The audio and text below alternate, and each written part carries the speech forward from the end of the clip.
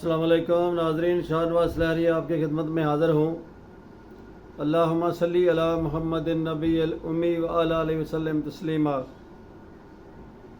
ناظرین،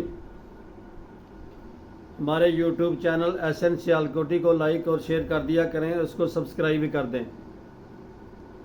تو ہمارا آج کا موضوع ہے کہ امام حسین علیہ السلام کی مدینہ سے کربلا کے لیے روانگی۔ ناظرین، مدینہ کے گورنر نے جو یزید کا گورنر تھا، اس نے امام حسین علیہ السلام سے ملاقات کی اور آپ کو اطلاع دی کہ آپ کے لیے 3 دن کا ٹائم دیا ہے حکومت وقت نے، کہ 3 دن کے اندر آپ یا تو یزید کی بیعت کر لیں ورنہ آپ کے لیے ٹھیک نہیں ہوگا، اور سنگین قسم کے نتائج کی دھمکیاں دیں۔ امام حسین علیہ السلام نے اپنے خاندان کے لوگوں کو عشاء کی نماز کے بعد اکٹھا کیا اور ان سے مشورہ کیا کہ کیا صورتحال ہونی چاہیے۔ تو بڑے بڑے صحابہ کرام نے، جیسے عبداللہ ابن عمر وغیرہ ہے، عبداللہ ابن زبیر ہے، اور دوسرے کئی صحابہ تھے جنہوں نے آپ کو منع کیا کہ آپ مدینہ کو نہ چھوڑیں، آپ جہاں بھی جائیں گے آپ مدینہ سے زیادہ غیر محفوظ ہوں گے۔ لیکن چونکہ کوفہ آپ کے والد گرامی حضرت علی رضی اللہ تعالیٰ عنہ کا دارالخلافہ رہ چکا تھا، کوفہ سے بھی آپ کو خطوط آنے شروع ہو گئے۔ حالات کی سنگینی کو دیکھتے ہوئے انہوں نے کہا کہ آپ ادھر آ جائیں۔ وہ اللہ جانے وہ کوئی شر پسند لوگ تھے یا کوفہ والے تھے جو آپ کو خط لکھ رہے تھے کہ آپ ہمارے پاس آ جائیں، ہم آپ کی حفاظت کریں گے۔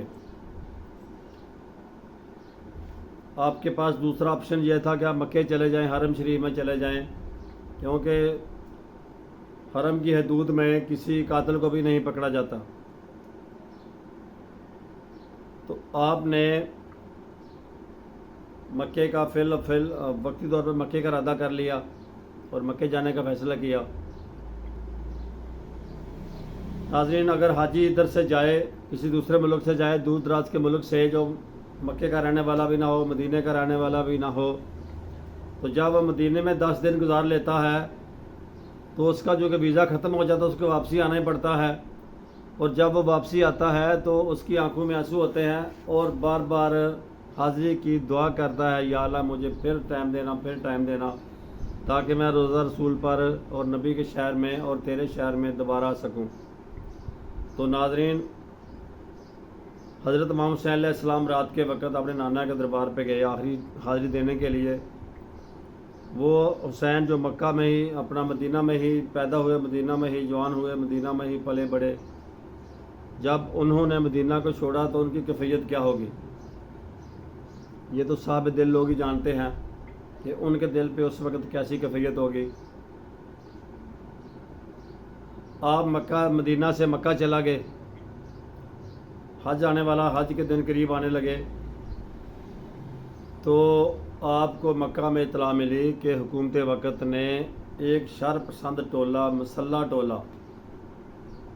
حاجی کے روپ میں ایک گروہ کو بھیج دیا ہے مکہ میں، تاکہ دوران حج جب امام حسین علیہ السلام حج کی رسومات ادا کر رہے ہوں گے تو ان کو نعوذ باللہ وہاں پہ شہید کر دیا جائے۔ آپ کو یہ خفیہ اطلاع ملی، چنانچہ آپ نے حالات کی سنگینی کو دیکھتے ہوئے حج کا ارادہ ترک کیا اور عمرہ کر کے مکہ سے رات کے وقت چل دیے، کوفہ کی طرف چل دیے۔ مسلم بن عقیل جو آپ کے چچا زاد بھائی تھے، عقیل بن ابو طالب حضرت علی کے چچا زاد بھائی تھے، حضرت علی کے بھائی تھے، اور مسلم بن عقیل آپ کے چچا زاد بھائی تھے امام حسین علیہ السلام کے۔ آپ نے ان کو حالات کا جائزہ لینے کے لیے کوفہ میں پہلے بھیجا تھا، کہ کوفہ سے جو 2 تقریباً تھیلے خط آئے تھے، ان دنوں خط تو ویریفائی نہیں کرا جا سکتے تھے، تو آپ علیہ السلام نے مسلم بن عقیل کو کوفہ بھیجا کہ تم جا کر حالات کا جائزہ لو، حالات وہاں پہ کیسے ہیں، اور جب مکہ میں یہ اطلاع ملی کہ حالات خطرناک ہو گئے ہیں تو آپ نے مسلم کا بن عقیل کا انتظار کیے بغیر، کیونکہ وقت بہت کم تھا، آپ مکہ سے کوفہ کی طرف چل پڑے۔ جب آپ کوفہ کے قریب پہنچے، کربلا کے قریب پہنچے، تو فرزوق نامی ایک مدینے کا شاعر تھا، وہ کوفہ سے واپس آ رہا تھا مدینے میں، اس کی آپ سے ملاقات ہوئی اور اس نے آپ کو بتایا کہ کوفہ والوں نے مسلم بن عقیل کو شہید کر دیا ہے۔ ناظرین، ہوا یوں کہ جب مسلم بن عقیل کوفہ میں پہنچے تو پہلے ہی دن 40,000 کوفیوں نے آپ کے ہاتھ پر بیعت کر لی اور امام حسین علیہ السلام کا ساتھ دینے کا فیصلہ کیا، اور آپ مسلم بن عقیل سے کہا کہ جتنی جلدی ہو سکے آپ امام حسین علیہ السلام کو ادھر بلا لیں، اور مسلم بن عقیل نے امام حسین علیہ السلام کو خط لکھ دیا کہ حالات ٹھیک ہیں، آپ ادھر آ جائیں۔ لیکن خط لکھنے کے فوراً بعد جو گورنر تھا کوفے کا، اس کو یزید نے معزول کر کے دوسرے گورنر کو بھیجا، ابن زیاد کو بھیجا، جو بہت سخت طبیعت کا مالک تھا، اور ابن زیاد نے آتے ہی اعلان کرا دیا کہ مسلم بن عقیل کو فوری طور پر گرفتار کیا جائے۔ مسلم بن عقیل کو گرفتار کیا اور اس کو اس نے شہید کر کے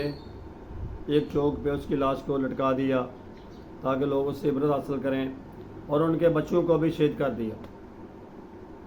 اس سے پہلے مسلم بن عقیل امام حسین علیہ السلام کو خط لکھ چکے تھے، لیکن خط لکھنے کے بعد حالات نے ایک دم پلٹا کھایا، لوگ ڈر کے، لوگوں کو اپنی جان کی فکر پڑ گئی۔ امام حسین علیہ السلام نے رات کے وقت اپنے سارے خیمے والوں کو اکٹھا کیا اور انہیں کہا کہ یہ لوگ بس میری جان کے درپے ہیں، اس لیے آپ لوگوں میں سے جو لوگ واپس جانا چاہتے ہیں وہ رات کے وقت واپس چلا جائیں، اور آپ نے لوگوں کی اپنا عزت نفس کو سمجھتے ہوئے کہ شاید یہ روشنی میں واپس نہ جا سکیں، آپ نے لائٹیں بند کروا دیں تاکہ جو لوگ واپس جانا چاہیں وہ چلا جائیں، اور چند لوگ لائٹیں بند ہونے کے بعد واپس بھی آ گئے۔ اور پھر آپ نے صبح کے وقت یزیدی لشکر کو خطاب کیا کہ میں حسین ابن علی ہوں، نواسہ رسول ہوں، تم میرے قتل کے درپے کیوں ہو؟ یہ خطاب سن کر اور جو کمانڈر تھا یزیدی لشکر کا، وہ آپ علیہ السلام کے ساتھ آ کر مل گیا، اور امام حسین علیہ السلام کے لشکر کی طرف سے ہی وہ شہید ہوا۔ پھر آپ نے ایک دوسرا خطاب کیا جس میں آپ نے 3 شرطیں رکھیں یزیدی فوج کے سامنے کہ مجھے جہاں سے یہاں واپس جانے دیا جائے، یا مجھے اسلامی ریاست کا جہاں سے خطرہ ہے کسی دشمن ملک کی سرحد پر تعینات کر دیا جائے تاکہ میں اسلامی ملک کی حفاظت کر سکوں، اپنی ریاست کی حفاظت کروں، اور نمبر 3 مجھے یزید سے بالمشافہ ملنے دیا جائے۔ اب آپ کی تینوں شرطیں مناسب تھیں، لیکن وہ لوگ جنہوں نے حضرت علی کو نعوذ باللہ شہید کیا تھا، عثمان غنی کو شہید کیا تھا، وہ شر پسند ناصر جنہوں نے آپ علیہ السلام کو خط لکھے تھے کہ آپ کوفہ میں آ جائیں، ہم آپ کے ساتھ دیں گے، آپ سے ہم اپنا ہمدردی کریں گے، ان لوگوں نے سوچا کہ اگر یزید کے ساتھ یہ بالمشافہ امام حسین علیہ السلام مل لیتے ہیں تو معاملہ طے کر لیتے ہیں تو ہمارا تو راز فاش ہو جائے گا، ہمارے خط زار ہو جائیں گے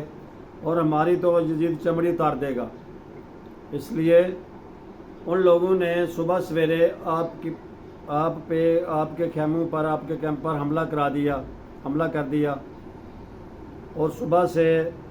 شام تک یہ جنگ جاری رہی۔ اب حسین علیہ السلام نے بھی اپنی گرفتاری دینا مناسب نہ سمجھی،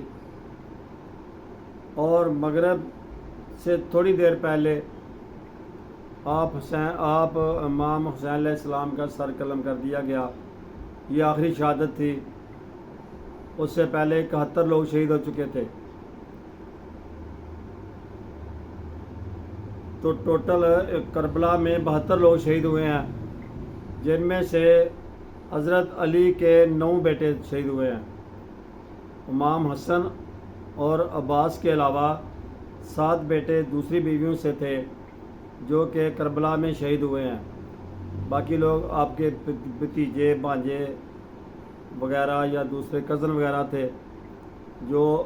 اپنا شہید ہوئے ہیں، اور ٹوٹل ملا کر یہ 72 لوگ ہیں جو کربلا میں شہید ہوئے ہیں۔ یہ دنیا کا